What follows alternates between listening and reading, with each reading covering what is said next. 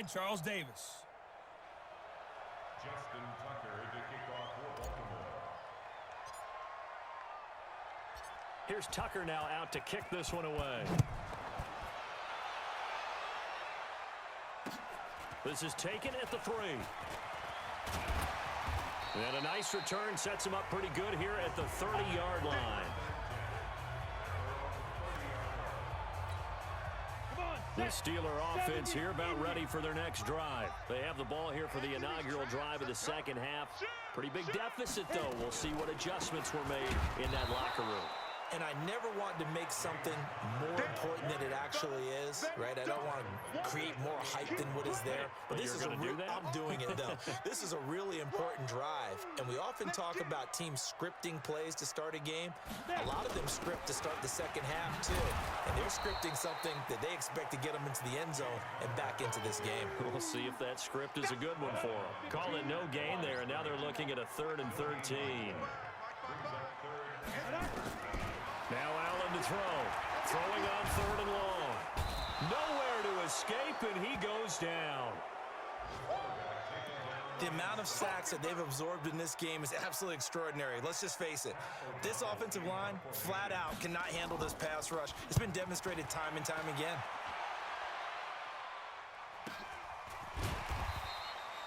So a change of possession here on the punt. And possession will switch hands, 1st and 10. The Ravens offense getting ready now for their first possession of the second half.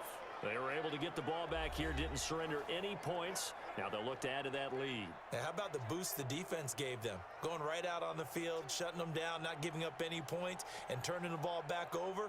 They want to do their part now and show them a little respect and some gratitude by scoring some points. And to get a little more cushion. So they'll come up 1st and 10 now from the 33. They'll run it now out of the gun. It's a 6-yard gain on the ground, and that'll make it 2nd and 4. And quickly they get to the line. From the 40 now on 2nd down. Jackson, and he's going to keep it here. And they're well past midfield, just a yard or 2 shy of the 40. The coverage may be too good that time as he breaks away for 19 with his legs and a 1st down. Operating out of Steeler territory now. Here's 1st and 10 at the 41.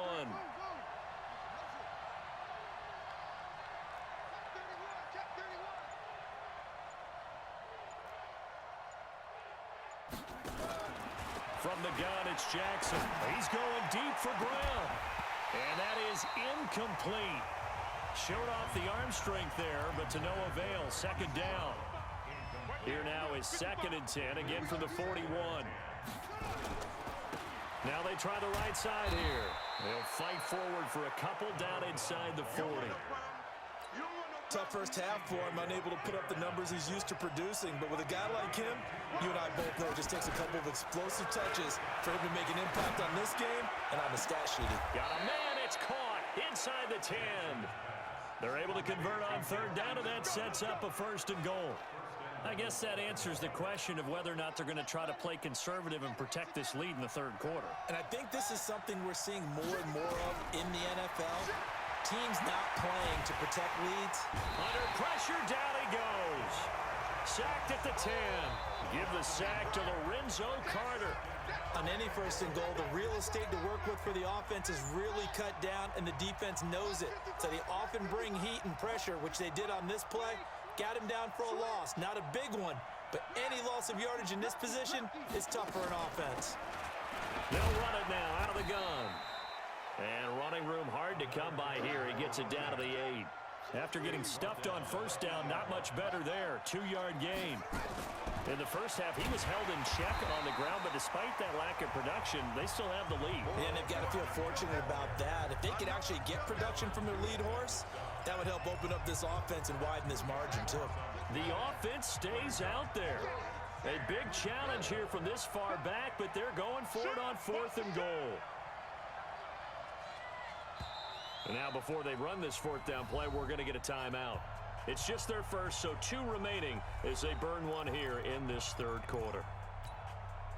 The offense stays out there. A big challenge here from this far back, but they're going for it on 4th and stop him at the 1. John Harbaugh not afraid to go for it this time. Doesn't work out. And that will force a turnover on downs.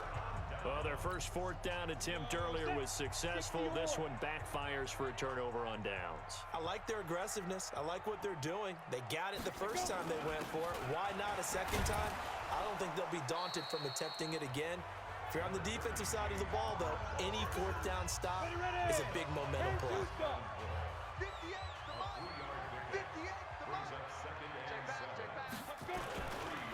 Again, a run with Connor.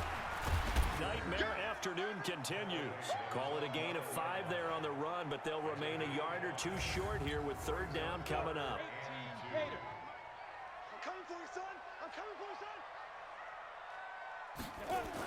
They'll try and run forward with Connor. And a broken tackle helps lead to a 1st down gain. Got what he needed. For the 1st down with a gain of 2. And the head coach reaches for the red flag, tosses it in. Go! 8 read. Well, he challenged the play. It did not pay off. And that means he lost a timeout in that challenge. And as a coach, you hate that. Don't know if you took the advice of the player, you threw it yourself, but it didn't go your way.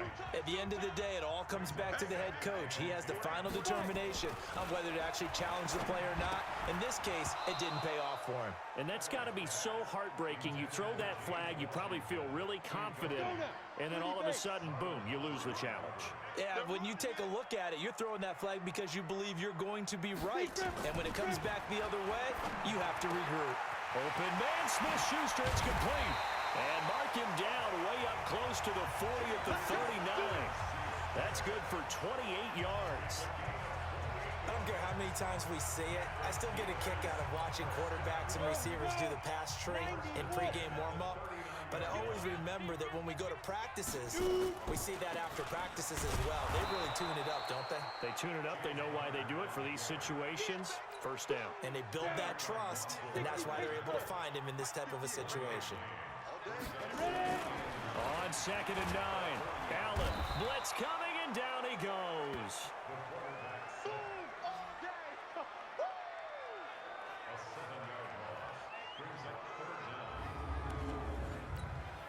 This offense in desperate need of a conversion as they come up on 3rd down. Back now in Pittsburgh. It's the Steelers with the football, but trailing here as we get going in quarter number 4. Throwing on 3rd and long. Allen, screen pass to Connor.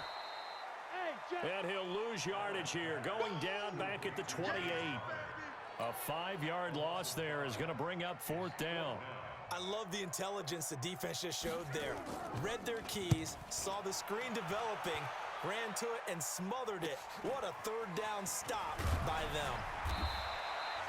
12 yards on the return that time. And the offense will take over with a new set of downs. The Raven offense set at the line for this next drive. Well, there are 2 scores on the plus side. Still time here in this 4th quarter, but maybe you start thinking about playing keep away. Yeah. And intercepted. Maybe the turning point they need. Picked up by Minka Fitzpatrick. That had disaster written all over. You've got a right-handed quarterback rolling left and throwing it pretty far downfield. It's really difficult to do, to try and get your body twisted around into the proper position and get anything on the ball as you heave it downfield. And that's what it actually turns into. A heave, and that's not really a good throw, is it?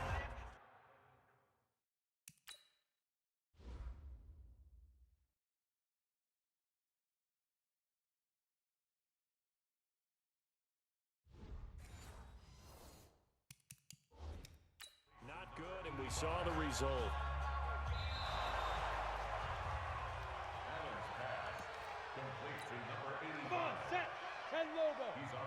I'm sure as a coach, when you throw the flag, you hold your breath, then you get the verification you were right, a sigh of relief. Not only a sigh of relief, a little vindication as well, because every time you pull that red flag and throw it, you could be costing your team a timeout. Pittsburgh getting 16 yards there and also a 1st down. Hard to believe his first catch of the game defensively. They bottled him up. That's why they're well on their way to victory. Put your best cover guy on him and then change the coverages behind him throughout the game. Brackets, double, zone, man, you name it. Make sure he gets a lot of angles. Now this one to his tight end out on the right side. No gain there on the completion. 2nd and 10. Had the completed pass, but for no gain, stopped right at the line, so it's 2nd and 10. At the 35-yard line.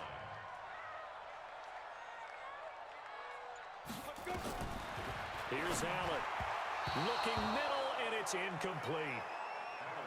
By the way, I got to apologize because I just realized for about the last 4 or 5 plays, I'm eking over into your territory up here in the booth. My bad. I'm going to get back over to my spot. Yeah, we're not talking about our on-air commentary. I mean, what is all this extra paper? I mean, this is unusual for you. My bad. Normally you run a really tight ship. What's going on here? Just like that incomplete pass, I'm going to try to tighten things up here for this next play. Allen will look to throw for it on 4th. And this time he's got the hook up. It's complete. And they'll get this well past midfield before being stopped just before the 35. The time to pull out the stops is now, and they convert there on 4th down. Felt compelled to go for it there on 4th down, trailing in the 4th quarter. They got it done. And there's always a lot of pressure on a 4th down call. Doesn't matter the distance. You still have to get it done, as you noted, and they did. To the air, Allen. Nowhere to escape, and he goes down. Michael Pierce, in all of his 340-pound glory, gets the sack. Don't need it all back at once, but you figure they're going to need something here. 17 yards to go on 2nd down. Allen now looks to throw. Now they set up the screen. That's complete. I thought that wasn't a bad time to call the screen. I thought late game, down on the scoreboard, had to figure they were expecting a pass downfield. So the edge rushers, they're coming. That could have hit big. You're right. Good recognition defensively to snuff that one out. Catch made here by Campbell. He loses 4, and it brings up 4th. All right, they're going to try and keep hope alive here on 4th down. They're going for it. Allen going to go on 4th down. And he's going to go down. Back across midfield, he's sacked at the 46. Mike Tomlin takes a shot here, but to no avail. And it'll be a turnover on downs. So they really needed points here in a 2-score game. Could not come away with anything there on 4th. And while we know they're a little bit discouraged here, they can't check out of this game. You and I have called a good number of games over the course of our career where we've seen these types of situations. Teams get the ball back, and that miracle does occur. So they can't let that dream go just yet. And this is caught. A big play that time for the Ravens. 43 yards. Charles, you'd said the magic number was probably right around 20 for this defense because they're facing one of the top 5 offenses in the league in terms of points scored. They've had their moments, but and he will force his way into the end zone for a Ravens touchdown. A great play there with his 3rd touchdown of the ball game, number 12 on the season. As the Ravens push further out in front. He keeps carrying the ball into the end zone, and in this one, he's sort of carrying the team on his back. He's the reason that they lead right now, no question about it. And you talk about on his back, he's not minding the extra weight at all, is he? Carrying that just as lightly as he does the football. Yeah, what a great performance so far. Those 3 touchdowns, and he's got him in the lead. This will be fielded at the 8. And nice work on the return as they'll start their drive just past the 30-yard line. Pittsburgh's offense now heading back out onto the field. And last time out, went for it on 4th down, turned it over, gave him great field position, turned into 6 points, so they've got to recover. And pressure coming, and they got him once again. You never want to give up a sack. From the O-line's perspective, they hate it for several reasons, especially because they felt like they let little brother down back there in the pocket. Oh, no doubt. They have a ton of pride, and they go into every job wanting to keep that guy clean. They want that uniform with no grass stains, no dirt, nothing on it, but it's really, really difficult. You're talking about some terrific athletes who are trying to put him on the ground. You got the big lead defensively. willing to give him that underneath stuff, right? And this is why you work on your tackling. Tackle him after the catch, inbounds, keep the clock running. Just go ahead and bleed the game out that way. And he'll only get this to about the 35, well short of the line to gain. They do get 9, but it leads to 4th down. So much about this game is just understanding situations and then having to execute, isn't it? Guard the first down sticks. Don't let them get there. And they rallied and made the tackle. To throw, it's Allen. Oh, he's trying for Smith-Schuster, but it's intercepted. Picked off by Troy Apke. And he's able to take this one back to the 36-yard line. And we are inside of 2 minutes left in this lopsided affair. So it's Raven football here as we welcome you back. And the scoreboard on their side, they're just looking to melt away these final couple of minutes and put this one in the left-hand column. It's a pickup of 4, and it'll bring up 2nd down. I call that play a success. A nice inside run sets up a very manageable 2nd down. A very solid gain on that play.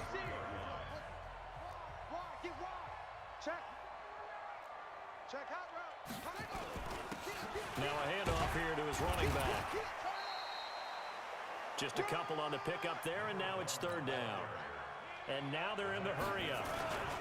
Going to give this time to the tailback. And he's going to get this one down to the 30. 2 yards on the pickup there. It's 4th down. The offense is not leaving the field. They're going to stay out and go for it on 4th and 3. And he won't get there. They stop him a few yards short of the line to gain. So we were looking at each other up here in the booth when they went for that saying, oh, wow, talk about trying to add insult to injury. Some teams are just like that. You know, some philosophies, some coaches are like, look, when I got a chance to put some more points on the board, I don't care what the situation, I'm going to do it. And they're also the same coaches as a general rule that have started them. That's just... And he fires one that's intercepted. Picked off by Trey Boston. And he will bring this back. It's a pick 6 and a Raven touchdown. That's the story of the game. They've been suffocating all game long on defense. They were suffocating there again in a big way. And they've done it not just by out-athleting them, which is often the case, but by being able to adjust to anything they tried to throw at them and beating them to the punch each and every time. This was a defense that was well prepared. Tucker now to add the point after. And he's been a busy man, 5 for 5 now as he knocks another one through to extend the lead. A heck of a play there defensively, getting the interception, navigating his way into the end zone for the touchdown. So they throw the pick 6. They'll get another shot at it now as this one's in the air. This one fielded at the 5. And not a bad return here. He gets it out to the 25-yard line. Here's the Ravens defense as they head out to set up shop. They've played excellent. Another stop here, that would just be the icing on the cake. You definitely want to finish things off the way it's gone throughout the day, and it's gone awfully well for them. They don't want to give up any type of a fluke, any type of a big play here. That'll leave a bad taste in their mouth as they go in and celebrate. Yeah, they want that good cake taste, right? No doubt about it. That 6-layer cake. So here's a 1st and 10 at the 38. So the shotgun snap to Allen. It's a short one here, complete to the tight end. That throw good for 4. It's 2nd down. 4 yards on that last completion, so that sets up 2nd and 6. Now Allen. And his pass incomplete. Another incompletion. You know, it's a wonder he's still moving around back there the number of times he's been sacked. Yeah, he's staying out there, isn't he? And you don't think about it much in a game like this, but he's showing incredible leadership. Still competing, still fighting, not taking himself out of a ball game that appears lost. And now the 3rd down throw incomplete as well. Just nothing there again. He's been sacked multiple times. We've seen the interceptions, of course. He's really been through the ringer, hasn't he? And what we've seen is a defense is well coordinated. The front and the back really in sync. The front putting on the pressure, the backside being ball hawks and picking passes off.